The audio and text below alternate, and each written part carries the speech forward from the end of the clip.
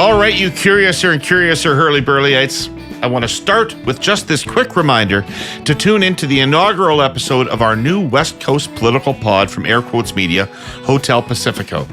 You can find it on all your favorite pod apps this week. It's pretty goddamn smart, pretty goddamn entertaining, and fair warning, you're going to hear a pretty great trailer for it embedded in this podcast a little later in the hour. And now that I've waded past that little commercial priority, I'm so chuffed to introduce our guest today on the Herle Burly, the 24th Premier of Ontario, Dalton. I mean, that's pretty much all I have to say, eh? You all know who I'm talking about. But if you're looking for the full deal, Dalton James Patrick McGuinty Jr., the first Liberal leader to win 2 consecutive majority governments since Mitchell Hepburn 70 years earlier, and then a 3rd consecutive term after that. His government established education, healthcare, the environment, and the economy as areas of priority. Test scores rose, wait times went down. Ontario closed its coal plants in the single largest greenhouse gas reduction initiative in North America. Today, he's involved in the study and teaching of leadership. He's a fellow at Carleton University, served as a fellow at Harvard, and is a senior fellow, all these fellows. You're a senior fellow at U of T's School of Public Policy and Governance. I want to take this opportunity on the 20th anniversary of the swearing in of Mr. McGuinty's government to talk to him about his time in politics and his time in office, what he learned, and where it's taken him. So, thank you so much for joining us, Premier McGuinty. Great to talk to you. David, thanks so much for having me. I appreciate the opportunity. And you and I talked a little bit off air before, and I don't really do many of these things. You don't? I feel privileged. I think it's my responsibility in part to clear the stage and leave it bare for my successors to do what they want to do and to have an open opportunity to do that. But one of the things I like about your show, and I said this before privately, and I'll now say it publicly, you give people an opportunity to breathe and to talk at some length. And you've invited people from various political stripes in the past. So I think it's a rare venue that allows Canadians to experience politics a little bit more closely. So good on you. Well, thank you. Thank you very much. So I'm wearing my All the Way with LBJ t-shirt. Lyndon Baines Johnson is my political hero, right? The last great liberal in the United States, as far as I'm concerned. War on poverty, great society. Love Lyndon Johnson. Who's your political hero other than your father? Well, living hero would be Barack Obama. Deceased, I think Laurier. Big fan of Laurier's and his influence for good. Right. And in lending fundamental shape to our country. Tell me what you loved about Obama. Well, he was so insightful, so determined. He had magnificent political skills, oratorical skills. And I'll tell you, just to give you a little bit of insight, I'll tell you one story, David. So he's giving his farewell speech in Chicago. It's in an arena, I think, of some kind. It is packed to the gills. They've got all kinds of African Americans, Latinos, immigrants, LGBTQ plus, and a host of others. A very varied, very diverse crowd. And he speaks to them about the progress they've made together, and he thanks them for their support. And he talks about how much more remains to be done. But he says something which gives real insight. And he says, "Oh, by the way, if you think the typical white middle-class American male has got everything going for him today, you need to give your head a shake. Because from his perspective, the ground is opening beneath his feet." And to me, that shows real insight into the importance of being truly inclusive as we make progress. You know, small L liberals, David, we think our responsibility is to make more room at the table of opportunity. And I think that's a noble pursuit. But we need to do it in a way that doesn't threaten those already at the table. Something about leadership I've learned: you can only lead with the consent of the led. So as you build inclusivity, as you build your progress, you've got to do as much as you can, not to narrowcast, but to get your arms around that massive bulk of people in the middle who, in their heart of hearts, want to do the right thing and want to find a way to move forward together. You and Barack Obama both worked with David Axelrod, who's an inspiration for this show and has been on this show. Did you and Obama ever cross paths? No, I crossed paths with him later when he was president, but I was delighted to be able to work with David. And, he said he was delighted to have a premiere. And he helped with, at the outset, he helped in particular with communications. And he started off, David, by making me watch myself, something that all honest politicians will tell you they hate doing. Oh, yeah. Because you only see where you're coming up short. And he said, we're going to watch you with the sound turned off and help me understand how conviction transmits and transcends pictures, beyond words. So that was one of the early lessons I learned from David Axelrod. But he was a great guy and provided me with some great insights. Okay. So your origin story in politics is actually pretty well known. Your father was an MPP. He unexpectedly passed away. And as you say, the signs were already printed with the name on it. So it just made sense. But as a political guy, I'm more intrigued by your decision to run for the leadership in 1996. Because it was a bit of an out there run. There were front runners. You weren't one of them. And you'd only been in the legislature for one term. You were largely unknown to the public. Yet you've got a crafty brains trust around you, including some members of your family. You're all pretty good at politics. What made you decide to run for the leadership in 1996? And what opening did you see in that race? Well, I thought it was, first of all, for me, this decision, and it's the same thing for the decision I made when I wanted to run at the outset. It's been said, the heart has its reasons. Reason alone will never understand. And if you and I had to draw up two lists right now, one list as to why you want to get into politics and another list as to why the hell you want to stay 100 miles away from politics, this second list is going to be a lot longer. Yes. But I felt as corny as it sounds, an obligation, a responsibility, and maybe even a calling. And I knew that I didn't stand much of a chance of winning the leadership when I ran at the outset, I thought, but I also felt I owed it to my party, and frankly, to my generation, to introduce a new generation of leadership and a new generation of ideas. So I was excited by the possibilities and I jumped in. I didn't have much support at the outset, but slowly and surely I built that up over time. I can recall on one particular occasion, went to visit Senator Alan McKechnie, somebody for whom my father had written speeches. Alan had sought the leadership of the Federal Liberal Party at one point in time. So I thought I'd go see the senator. He'd be grandfatherly and supportive. I told him I wanted to run. I said, do you have any advice? And he said, don't. I thanked him for his time and kept moving. Well, there weren't many delegates in Cape Breton for you anyway. Yeah. So, what do you think you were saying in that race that nobody else was saying that took you from nowhere to the win? So, David, I made it my firm objective to be everyone's favorite second choice. I knew that nobody was going to take this on the first ballot. So I phoned every single delegate. It was a delegated convention back then. Mm-hmm. And I said, I see that you are supportive of so-and-so. I want to thank you for being involved in this leadership contest. I think it's very important for our party and for the future of the province. So-and-so brings all kinds of great qualities to the race. But should your candidate fall to the side, I would be honored to have your support. I never was critical of my competitors in the race, David.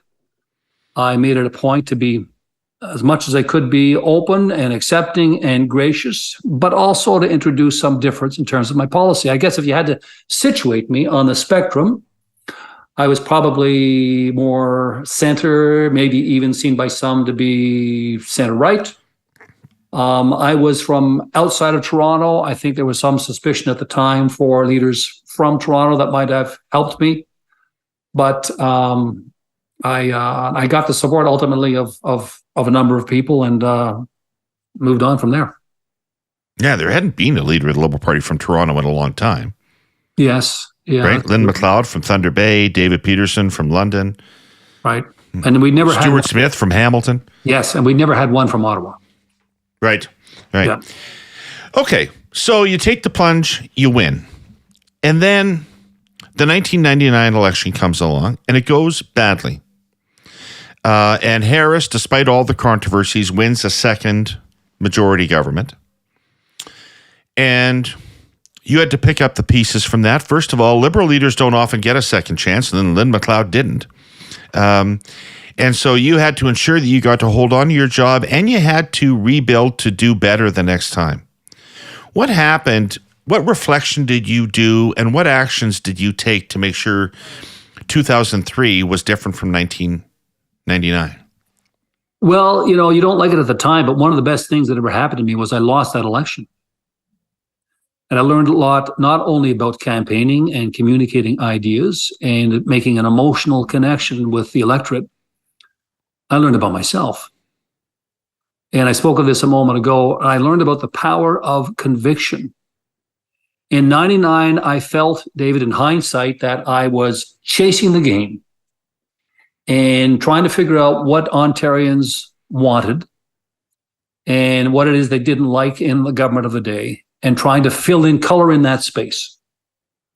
I took the opportunity between 99 and 2003 to go on a broad listening tour, both kind of physically and intellectually.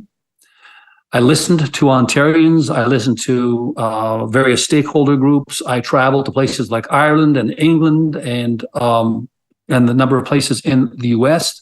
to get a better sense of kind of macro trends, tides, eddies in politics globally, trying to figure out what it is that I thought we needed to do. And then armed with that insight, David, then I said to Ontarians in 2003, I've got a plan. I spent a lot of time thinking about this plan. They've got their plans. You've got a choice. Some of this you might find popular. Some of it you might see not be intuitive in terms of why we needed to do it, but I'm running on it. To give you an example, shutting down coal plants.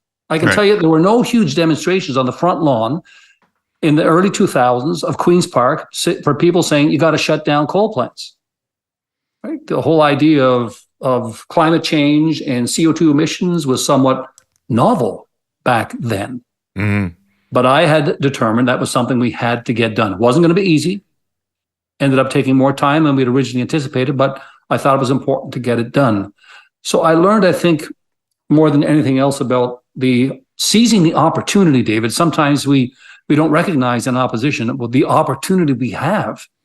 The government is consumed by current events and a policy implementation. But when you're in opposition, you can get into the crow's nest and you can look out 5 or 10 years and figure out what we need to do today to get to where we need to be in that period of time. So I took every advantage of that interregnum. I hosted a thinkers conference as well and just collected a lot of ideas and decided, okay, this is what we need to do. Is that kind of intellectual regeneration that you're talking about, is that possible while you're in government? It's harder. You'll have to bring some discipline to bear. David, we're living at a time in particular where we are drowning in information and thirsting for wisdom. And a prerequisite to wisdom is to carve. You've got to be very deliberate. You're going to have to carve some time in your agenda. There's all those people that want to see you. That's great. Who do you want to see? And you got to make sure you are jealously protecting that time so that you can be learning and growing in the job. You can't just be reactive and caught up in events. You're going to have using to up the ideas you came in with. Sorry? Using up the ideas that you came in with. Yeah, you've got it. Those are good. Those are fine. One of the stories I loved to tell back then is, there was a Belgian racing car set the land speed record in 1899, 100 kilometers an hour. And I love the name of that car. It was La Jamais Contente, the never satisfied. So we would do one thing in one term, and that was great. We had every right to take pride in that, but we couldn't be satisfied. The world never stops changing. You've got to find a way to keep moving and building on whatever progress. You can't be satisfied. Yeah. Attention, you Herle Burly-ites, with your curious minds and sterling short-term memories. Incidentally, I do not put myself in that latter category anymore. I'm curious, all right. It's just sometimes I can't remember what I'm curious about. So here's a recap of what I talked about last week, mainly for me. The digital transformation of industry in Canada, how it can help us achieve our climate goals by lowering greenhouse gases, and how this transformation won't be possible without continued investment into world-class networks to power the coming raft of technologies. Here's an excellent example of precisely that. Next Generation 911. You know how it works now. With today's 911, we generally make voice calls to emergency services. In some very limited cases, text messages. Useful, yes. But imagine scenarios involving people with hearing impairments. Those calls take far more time. It's stressful, to say the least, and potentially ruinous to a positive outcome. TELUS Next Gen 911 has begun its initial rollout in BC and Alberta. It'll take a little time, but by the end of next year, people in crisis situations will be able to reach emergency services via video connection and share medical documents and upload images. Callers will also be able to message first responders via real-time text.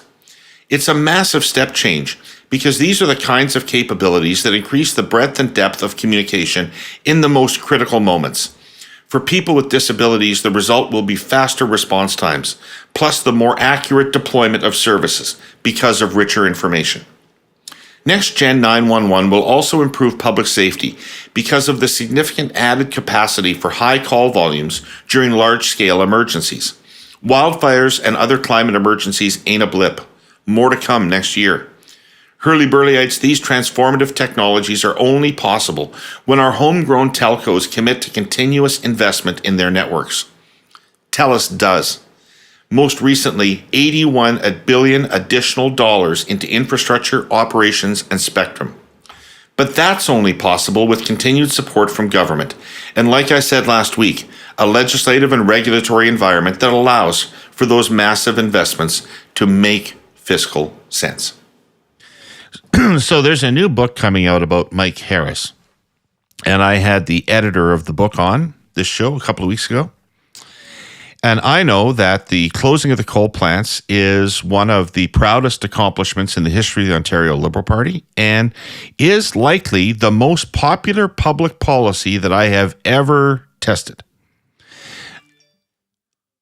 This guy, Alistair Campbell, said it was all Harris's idea and that you guys just took it, but that they had already started the closing down of the coal plants.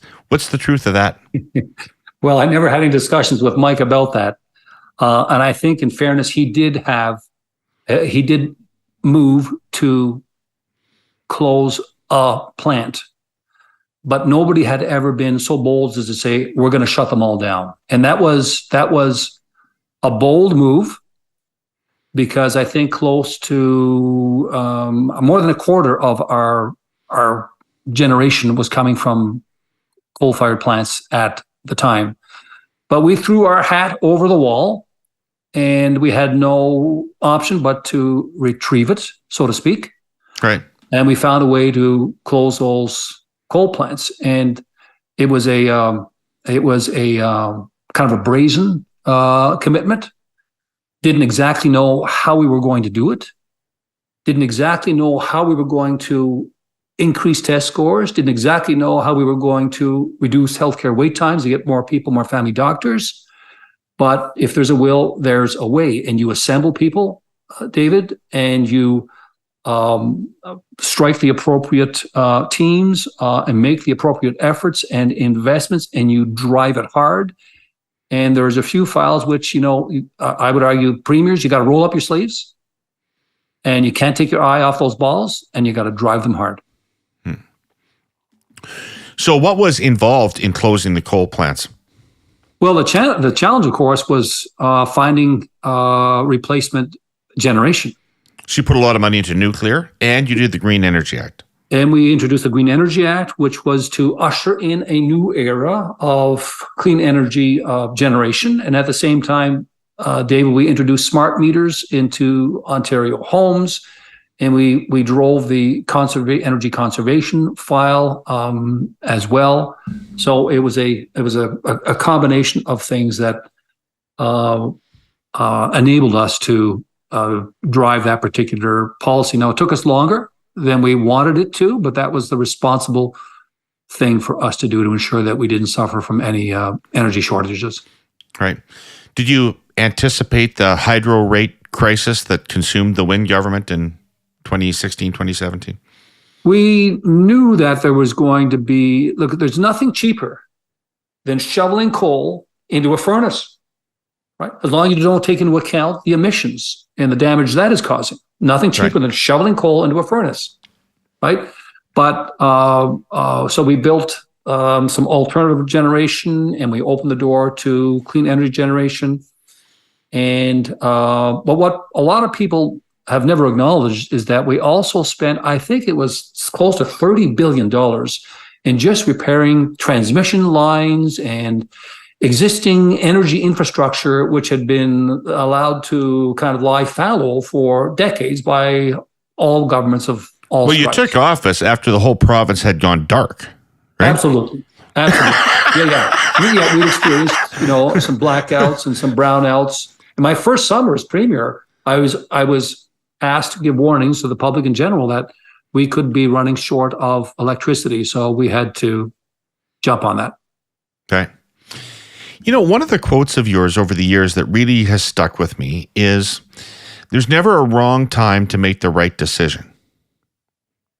What is that? Am I quoting you correctly? And what does that mean to me? What does that mean to you in political terms as a leader? Well, it means that you need yourself, the standard to which you are going to be held, at least to which I think you should be held, is whether you did what you honestly believed was the right thing to do at the time. And that can change over time, right? One particular day, you may think this is the right thing to do. On another particular day, you may think, no, I didn't see that correctly. I'm going to make a change accordingly. So it means that regardless of any political blowback, you've got to do what you think is the right thing to do. Okay, can I just push you a little bit? Because surely you didn't always do that. And I don't mean to say that you shouldn't be eligible for sainthood, because probably you should. Very devout Catholic that you are. But, when you signed the no tax increase pledge in 2003, I doubt you thought that was the right thing to do. I think you thought that was something you had to do. Yeah, the no tax pledge. Well, I was at the time, that was kind of a, no, I had assurance, David, at the time, because we had, financial experts and some bank executives take a look at our plans, compare those to the state of Ontario finances as we understood them at the time. And I signed a taxpayer's pledge saying I wouldn't raise taxes. I get into government, and early on, the Secretary of Cabinet says, Premier, I need to talk to you about the true state of finances because they aren't as they were disclosed. So I learned that there was a $5.6 billion deficit, of which I had been unaware. So I had a choice. Right? The choice was to dishonor my commitments to invest in healthcare and education and rescue those public services, or to dishonor my commitment not to raise taxes. I chose to institute an Ontario health premium, which is effectively a tax. Right. And used every penny of that to invest in healthcare. And I then had the ensuing 3.5 years to go to Ontarians and talk about this. And as you say in French, I did so à maintes reprises, over and over and over again. Because I have this broken promise, I effectively gave the opposition and some of the media a 2x4 with which they could beat me about the head and shoulders incessantly, as they did, with joy and enthusiasm. But the point I kept making to Ontarians is I had a choice. And my choice was to invest in healthcare and education and to raise taxes. And by the way, by the time we went into the next election, class sizes were down, test scores were up, wait times were down. I'd had like 4,000 more doctors, 15,000 more nurses, 15,000 more teachers. So there was something to show for this. And they had an opportunity. And I said, I didn't hike taxes to make myself popular. I hiked taxes to invest in public services. And now you, the people of Ontario, you have a choice. And they made a choice and they got another majority. Yep, you did. Now, there is something in there's never a wrong time to make the right decision that implies to me that it is appropriate at times to reverse course and to acknowledge that you've made a mistake in the past. What is your thinking about the role of the apology from leadership in politics?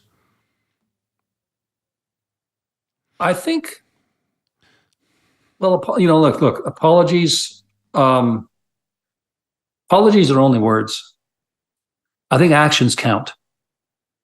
And I think it's, where and when required, an apology can be important as long as it's earnest and sincere.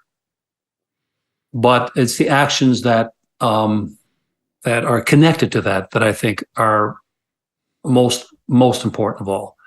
And, the remarkable thing about politics and politicians and political institutions is that they made up exclusively and entirely and solely of human beings with all their noble strengths and all their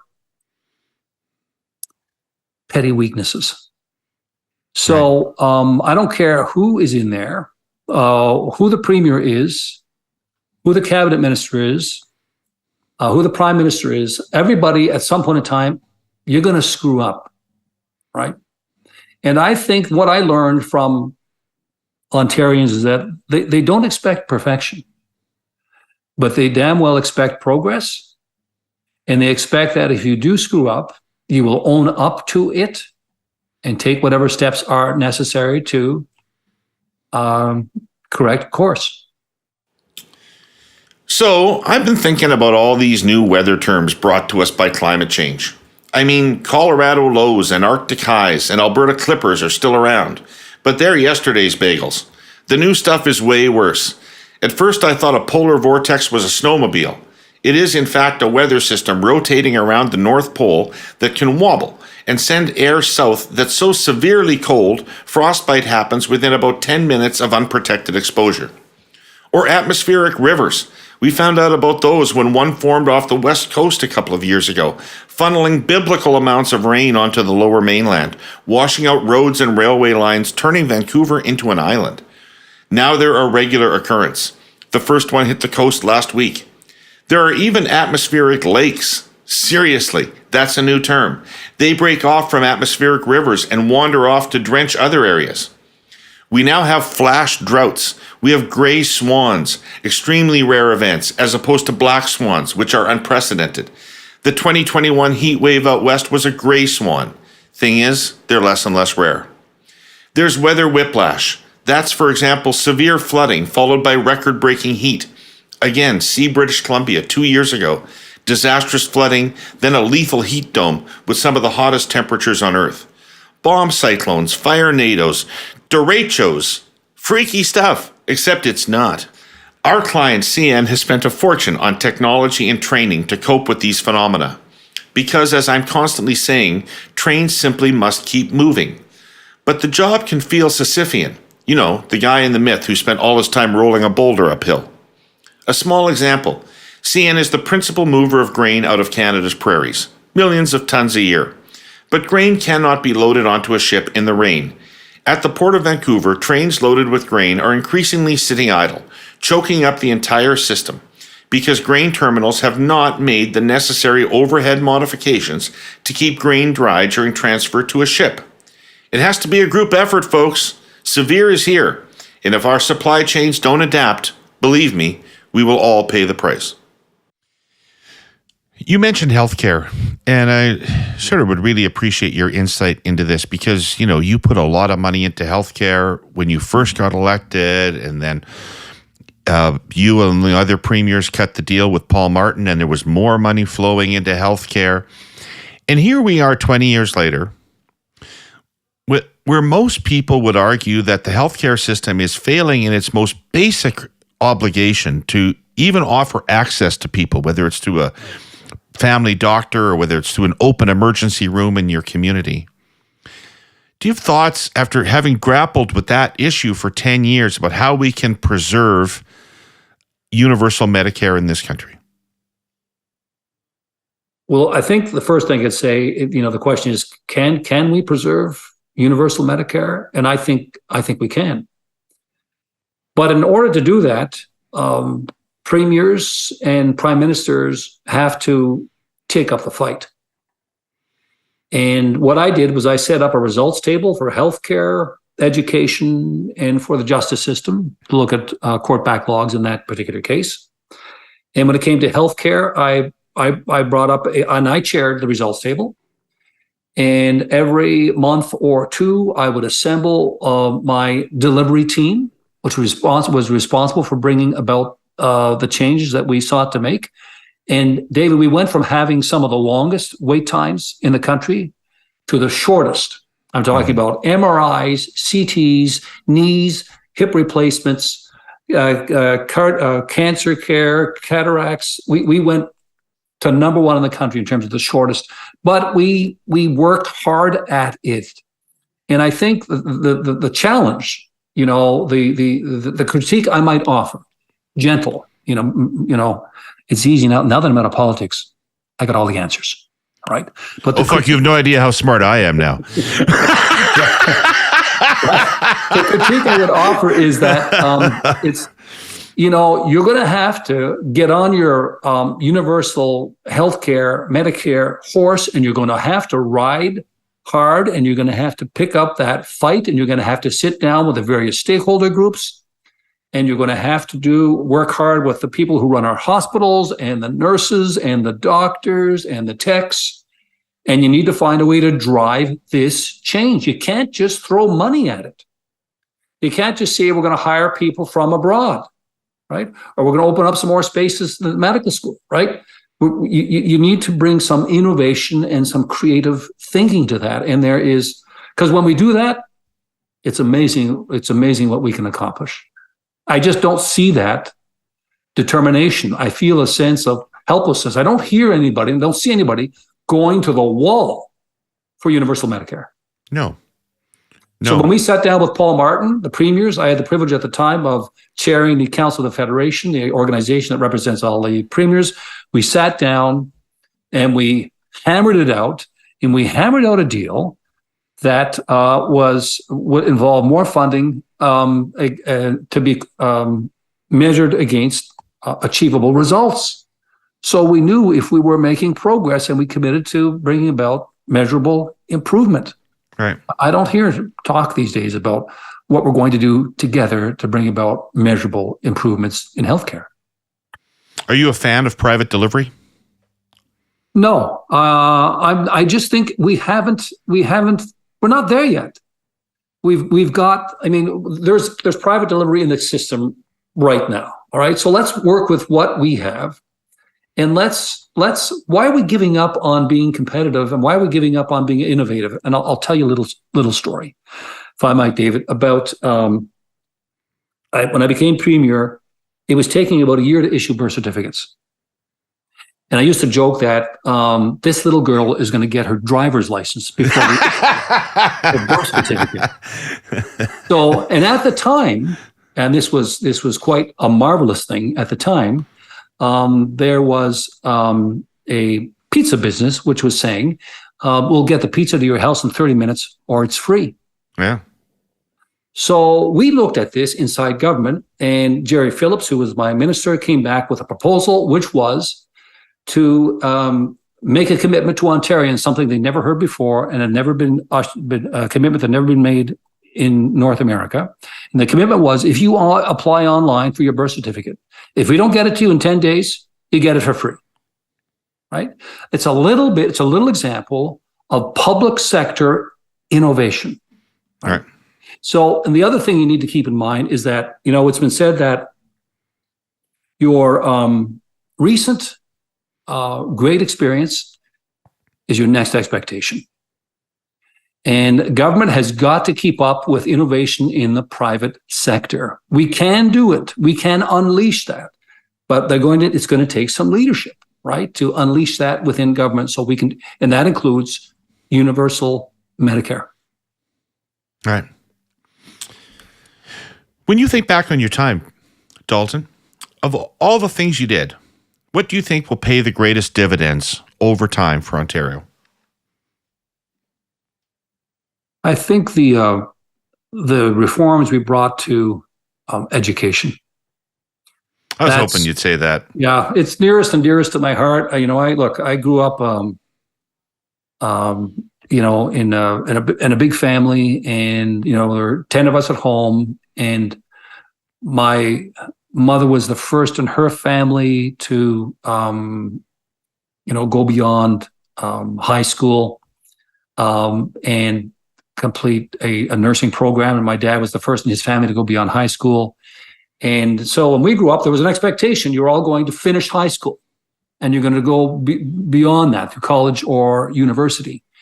And in our each in our own way, we've found success. So when I got into politics, David, one of my driving ambitions was to ensure that every child, regardless of socioeconomic circumstance, had every opportunity to become the best that they could be. And frankly, it's a matter of enlightened self-interest. If the younger generation does well, they're going to be able to look after me in my old age. If they don't do well, then we are compromising our own future. Right. More than that, it's now an innovation, knowledge-based economy. So we've got to invest in, as somebody said, our greatest natural resource is not under our feet, it's between our ears. So we made a lot of reforms, and the one of which I am most proud, of course, is full-day kindergarten. That was the first for North America, and it was based on the evidence that we had, which has been confirmed since. We've been accumulating data. Where'd the ideas come from? This come up in your 99 to 2000 you sort of ideas tour, and who talked to you about early learning? I had everybody from Margaret McCain to Fraser Mustard, Michael Fullen, a host of others, and then teachers. And, my wife Terry's she's teaching kindergarten today. Right. And she would tell me, I at the beginning of the school year, I'll have a child, a 4-year-old in my class who might be reading at a grade 3 level, and another who's never been sat on the lap of an adult and read to. I cannot catch them up in a half-day class. Give me them for a full day, then they'll be ready for grade 1. And we've known for a long time, David, a strong start makes for a stronger finish in learning, right, in school. So I'm very proud. Those foundational things, reading, math, writing. I mean, if you get those down, you're going to be okay. Yes. But if you don't get them down. Right. And there's more to it than that. We drove hard when it came to, numeracy and literacy test scores. But that, if I were there today, I'd be looking at character and critical thinking and things like that, citizenship. For example, there's always changes being made that could be made when it comes to improving the quality of the curriculum and getting our kids ready for a world which is always changing. You seem to have a different attitude about teachers than Mike Harris did. Mike Harris seemed to be suspicious of teachers. They need to be forced to teach the right things. We have to bring in standardized testing, and we need to. How did you find the what kind of shape did you find the education system in when you took over? Fragile. You're fragile. We had lost, I forget I don't know how many millions of learning days over the previous 8 years of the government. So I was determined to build a better relationship.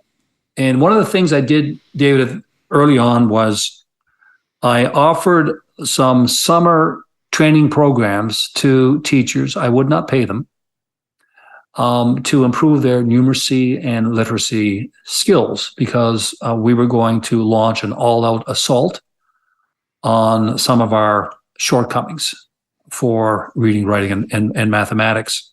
So you didn't really disagree with Harris that the quality of teaching in those areas was not up to snuff? I thought that there was room for improvement. And the issue is not, whether there is room for improvement, but how we were going to achieve that improvement. But the point I was going to make is, so I offered this summer program. Yeah. And many told me, look, teachers are in the middle of a holiday. They're up at the cottage, they're gardening, they're enjoying their summers off. Why the hell are they going to show up at McGuinty's, summer training programs? They came out by the thousands and thousands because they wanted to improve, they wanted to learn something new and improve the quality of their teaching. So then the other thing I did, David, it's a symbol, but symbols are important in politics. I created the Premier's Award for Teaching Excellence. Okay, I didn't do it for doctors or veterinarians or engineers. I just did it for teachers. Pollsters? Sorry? Pollsters? Nothing? Well, I did get lobbied for that, but I didn't do that. But the purpose of this was to recognize that we accord stature to teachers in our society because they are helping our children develop into the best citizens that they can be. Yeah. So I asked you what you felt your biggest accomplishment was, or the thing that was going to pay the most enduring dividends. You can't be premier for 10 years and not make a mistake. What's your biggest regret? No, I was mistake-free. Really? Excellent. Well, then we can just stop now. Congratulations. Yeah. No, I wrote a book, David, and I went into that in some of my shortcomings in some detail. And I'm proud to say the book is called Making a Difference. I sold over 3 dozen copies. It's well, you have a big family. Well, that explains it, right? That explains the take-up. So yeah, there's don't be discouraged by that. There's no market for political books in Canada. There really isn't. Like, nope, it's unbelievable. I've known so many people who've written them. Yeah. No, but that's not why you write them. I wrote it for my children and I've got 6 grandchildren now, and so that there are all kinds of versions of the truth. And there's one that emanates from me, right, the central actor in this play. So I gave my version of what I did. So in terms of, they're always, I'll let historians and others, the gas plants are something that come back to me on an ongoing basis. But I am. That was a political error, but it's an insignificant policy matter. Well, right? David, it was. I would argue, and I'm very comfortable having made that decision, that it was the right thing to do.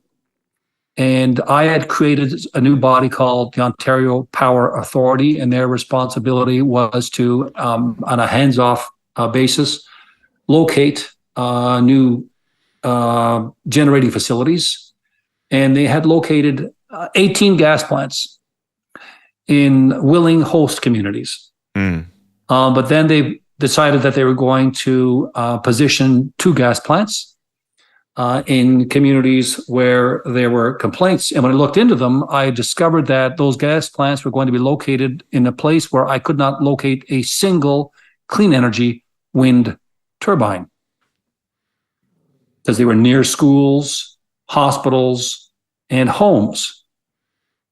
So normally I'm hands off when it comes to locating gas plants.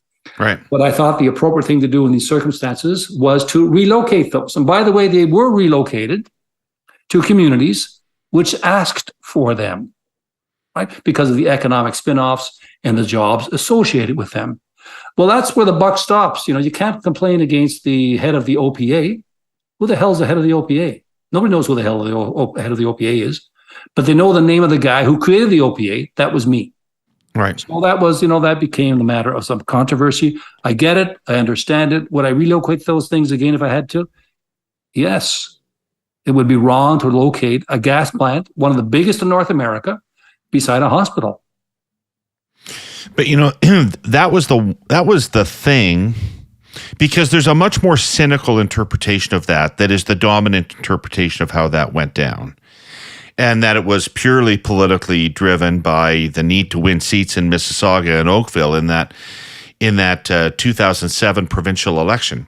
And you fought your life against public cynicism. You fought your life against, you talked about sincerity and coming through that you really mean it. And that is an area where people thought you behaved cynically. Yeah, you know what? There's only so much I can do, right, to combat information, disinformation, and misinformation. And I did what I thought was the right thing to do in the circumstances. And oddly enough, David, I recall the opposition putting out a press release saying you can't trust McGuinty to shut down this plant. Right. You've got to elect the opposition to do it. And suddenly they were giving me hell for keeping a promise. Yeah, no. Yeah. So, but I'm at peace with that. It was the right thing to do in the circumstances, and I did it for the people who lived in those communities, and I would have done it for any people in any community. Right. Good day, fellow political traveler, and welcome to Hotel Pacifico. We're your 5-star podcast destination for BC politicos, rated #1 by Stump Advisor. Looking for predictable party lines and all the same spin? Move on. There are no vacancies for you here. But if you want a port in the political storm, a vacation from the hot air, an hour of honesty, insight, and unspun West Coast politics and policy, Hotel Pacifico is absolutely the place for you. Each week, your stay at Hotel Pacifico includes Part 1. Your hosts, strategist and pollster Mike McDonald and award-winning former Globe and Mail journalist Kate Hammer, bring a guest into the hotel for an interview. Somebody famous, or not so famous, but always interesting, involved, and relevant to the BC scene. Part 2. Mike and Kate are joined in our strategy suite by Jeff Meggs, former chief of staff and current comms strategist, for a panel discussion and a breakdown of all the BC political happenings of the week. The Hotel Pacifico podcast. There's always room for you here, so check in anytime you like. BC, you can never leave.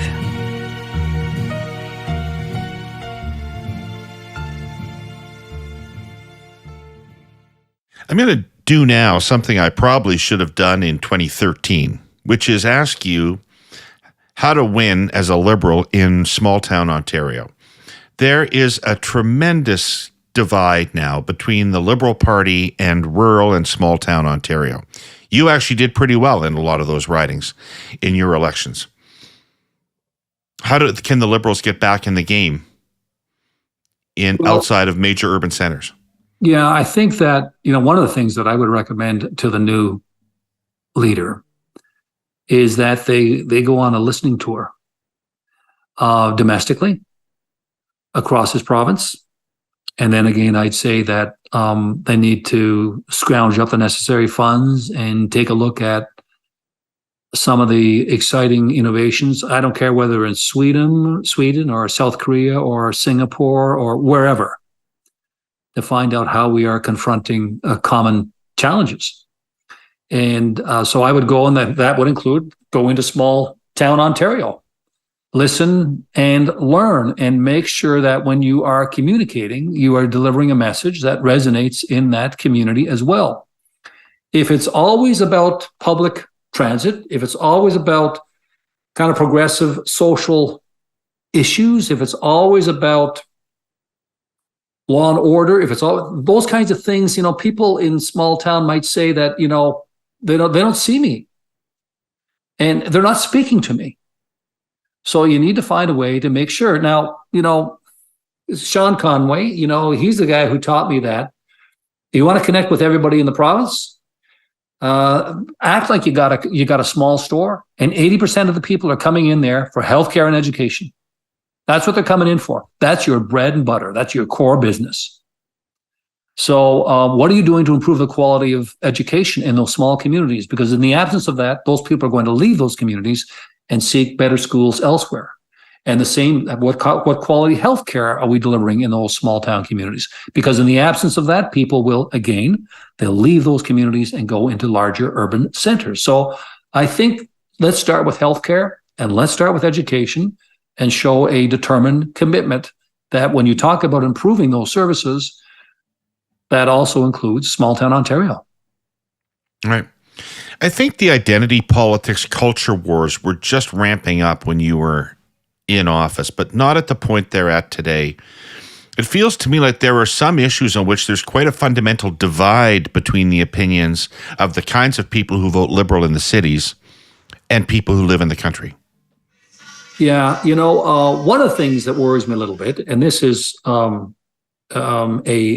behavior common to political leaders of all stripes, is we've become too quick to narrowcast, to subdivide, thinking, all I need is, 30% of the vote, and the way the cookie crumbles, that'll be enough for me to get a majority and to then, govern.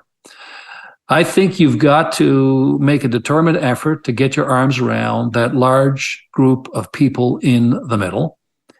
And you've got to find a way to reinforce what it is that we have in common. David, if we take a look at unfortunate events that are manifesting themselves, tragedies, wars around the world today, I would argue we've got a special responsibility here in Ontario and in Canada to live up to a Canadian ideal, which is based on this notion that it doesn't matter where you come from or who you're connected to or what your station in life is or how much money you got in the bank or what your culture or tradition or faith is. If you're here, you're one of us, and we're in this together. And we're going to work and make progress by finding a way forward together.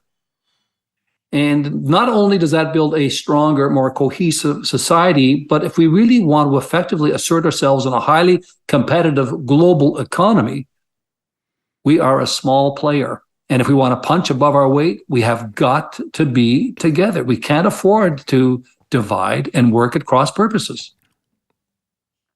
Cool.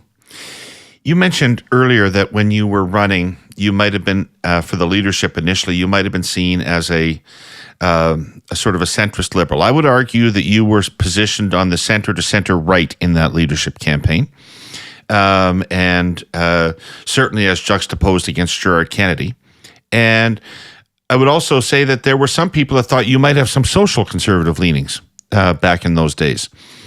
And neither of that turned out to be true. That is not how you governed. You did not govern from the center right. And you certainly didn't govern as a social conservative. Did you have some sort of ideological conversion while in politics? Well, I don't think an ideological conversion, but I do like to think, David, and one of the things I say to my students is, you've got to see yourself as a work in progress. I forget who said, when you're finished changing, you're finished. If you stop being led by curiosity, if you stop keeping an open mind, if you stop being open to the distinct possibility you've been wrong, then you're going to come up short. So I like to think that I kept growing. I learned more about the importance of the economy and ensuring we had the growth necessary to fund healthcare and education. I learned more about the power of innovation as well. We created Canada's first Ministry of Research and Innovation. And I learned, for example, about social issues and how important it was to drive those. I can recall one particular occasion, it was the Archbishop of Toronto saying, he had a concern with me insisting that gay straight alliances be allowed to establish themselves in Catholic high schools. And that was not an issue for me. We were going to do it. We had to do it because I thought it gave expression to us at our best as a society, open and inclusive and caring and nurturing to all our children. And besides, there was all kinds of support on the ground in Catholic schools for this anyway. So that was an example of the kind of issue that wouldn't have been there when I first got into politics in 1990, but you've got to stay alive to these. Every generation has responsibility to keep building on the foundation of progress made by a previous one. And you can't just go in there and champion the status quo. All right. Well, my last question relates to the next generation, which is politics is different now than even when you were in it. It's more personal. Social media seems to have changed a lot. Decline of mainstream earned media has changed things a lot. Do you think if you were starting out again, you would still run? I like to think so. But I also would admit, David, it's harder today. When I started at Queen's Park back in 1990, I would walk into my office in the morning as a backbench MPP, and I would get a copy of the Queen's Park clippings, a press service, and I would look at everything that was photocopied that had been in yesterday's papers or the morning papers. Yeah, that was it. When I left politics in 2003, if I walked out of the legislature, somebody was taking my picture and posting it somewhere. Right. So in the old days, you could with some certainty manage the information that you were consuming, and you could manage your image. Today, it's a completely different story. No conversation that might not be being recorded. Absolutely, and you've got you live in a world where not only is there so much we have access to so much information. We have access to so much misinformation where it's accidentally provided, and deliberate disinformation where it's deliberate distortion of the truth. Right. So it's harder. And one of my biggest challenges as leader of the party was to convince people to remove themselves from their lives of comfort and convenience in the stands and to set foot in the arena where it's a contact sport, to get less money in most cases, to spend more time on their work, to put their reputation on the line, to spend time away from family, and to have family and friends and children having to confront lies about their activities. And the good news is, I still think it's an incredibly rewarding pursuit, David. I would commend it to any young person who is informed by a sense of idealism and who has a genuine desire to make a difference. And, people say that,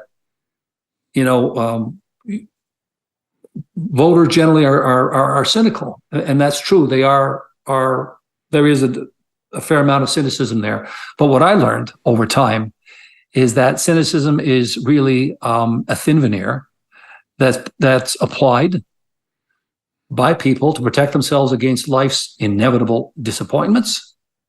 But at heart, what they yearn to do, they have a primal longing, understanding that if you're lucky, you might get 85 or 90 years and then you're dead for a pretty long time. What people yearn to do is they want to have their lives count and they want to make a difference for others. And the responsibility of good leadership is to pierce through that veneer and to appeal to what is best in people. And that way you can make magnificent progress together. Awesome. That's just a great call to arms. I love that. And thank you for still encouraging people to go into this such an important business. All right. I can't thank you enough for your time today. This has been just a brilliant conversation. I've loved it. David, it's my pleasure. Thanks for having me, and thanks for hosting this show and giving people of all stripes an opportunity. This is still, at our best, we can do great things together. And you understand the game, and you invite different players in to talk about the game. And my hope is that your audience, somewhere down the line, some people, members of your audience, especially younger members, feel, I got to get in the game. Life is short, and I've got to make my difference. Yeah, I hope that too. All right, I'll see you this summer at the Baltimore Town Fair. Looking forward to it. Me too. All right. Our presenting sponsor of this show is TELUS, and we're also sponsored by CN Rail. I'd like to thank them. I'd like to thank everybody who watched or listened, and a real special thank you for Premier Dalton McGuinty. Great conversation. See you next week for more of the Herle Burly. Herle Burly.